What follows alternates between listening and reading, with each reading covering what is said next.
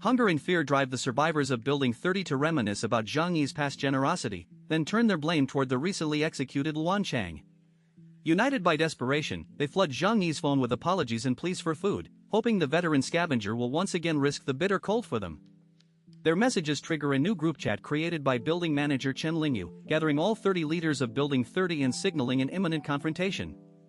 Meanwhile, Zhang Yi endures a hostile tirade from Wang Chang, the Mad Wolf Gang's leader, who accuses Building 25 of hoarding provisions. Huang Tianfang quickly counters, warning that the owners of the other 29 buildings have formed a coalition and will retaliate collectively against any aggression.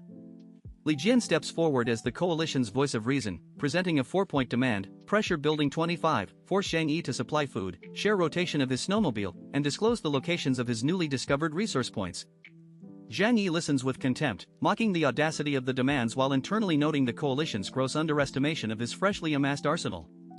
He concludes that, despite their numbers, their plan cannot match his firepower, likening the imbalance to a single droplet of trisolaran power capable of destroying an entire fleet.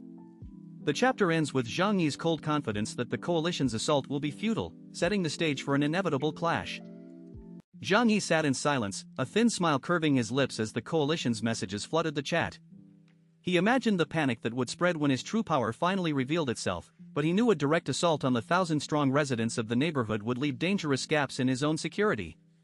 Instead, he offered a calculated delay, proposing that the heads of the 29 buildings convene for a proper discussion at Building 25, buying himself time while testing their resolve. Wang Chang shot back with a cold grin, demanding the meeting be held at his own territory, Building 21, and accusing Zhang Yi of plotting to gather and slaughter the leaders. Huang Tianfang echoed the accusation, refusing to be outwitted, while Li Jian pleaded for diplomacy, urging Zhang Yi to consider cooperation for the community's survival. The chat erupted with threats, each side refusing to yield, and the atmosphere grew taut with the promise of imminent bloodshed. Unfazed, Zhang Yi reiterated his unassailable position. His house was built to withstand any assault, a fact proven when Chen Zhanghao fell and Huang's demolition team failed to breach his defenses. He dismissed moral pleas, stating he would protect himself first and that the coalition's hunger for his supplies and snowmobiles would not sway him. When a resident questioned his willingness to safeguard the entire building, Zhang Yi rolled his eyes and declared the only contest left was a battle of attrition, who could outlast the other. The coalition, realizing their lack of firepower and the futility of direct attacks, fell into a reluctant silence, their options narrowed to either negotiate on Zhang Yi's terms or face a protracted struggle that might drain them all. The chapter closed on this uneasy stalemate, the future of the community hanging on the outcome of a deadly endurance test.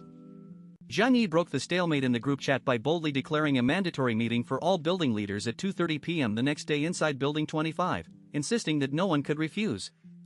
He dismissed the notion of open negotiation, implying that any who arrived would be eliminated, while simultaneously praising Li Jian for his reasonable stance and subtly mocking Huang Tianfang and Wang Chang.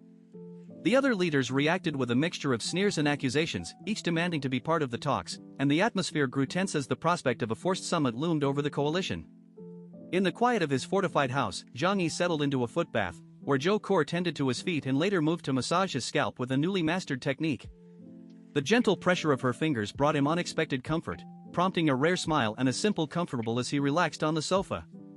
The massage not only eased his physical tension but also cleared his mind, allowing him to contemplate the upcoming confrontation with unprecedented focus. While Zhou Kor asked if a fight was inevitable, Zhang Yi answered calmly, acknowledging the scale of the upcoming battle and the need for thorough preparation. With his thoughts sharpened, Zhang Yi devised a layered strategy. He resolved that if the majority of the coalition leaders failed to appear, or if attendance fell below half, he would feign acquiescence, lull them into a false sense of security, and then engineer infighting among them before striking decisively. To ensure the plan's execution, he reached out to Uncle Yu, who immediately offered unwavering support, recalling the favors Zhang Yi had bestowed in his proven combat skill. This combination of psychological preparation, tactical foresight, and loyal manpower set the stage for the decisive clash he anticipated for the following day.